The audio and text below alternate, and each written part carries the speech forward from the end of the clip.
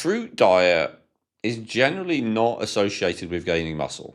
I have to say that. Wouldn't the sugar diet be best for those of us who are past menopause and therefore don't have a lot of hormones left? And those of us who actually want to gain weight and muscle? Seems like fruits and carbs are best, plus they don't strain the kidneys. Yeah, a few things there. Okay, if you want to gain weight and muscle, seems like fruits and carbs are the best. A fruit diet is generally not associated with gaining muscle.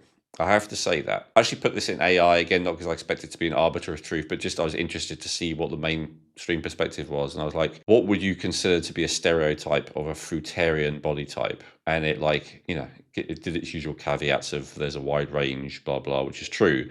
But yeah, it's basically thin, very thin. And did talk about, there was some studies, there was a study in raw veganism, for instance, that it cited where some people were fruitarian.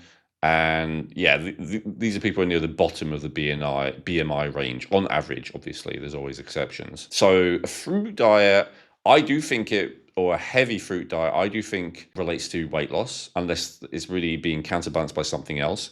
But just like heavy fruit, and still, if you actually look at the people who are most focused on anabolism, who are most focused on putting on muscle, again, there are always outliers and exceptions, but generally the approach is lean meat and starch. That's what they like to do, not fruit. I think for weight loss and leanness, there is an argument to be made for the high fruit diet.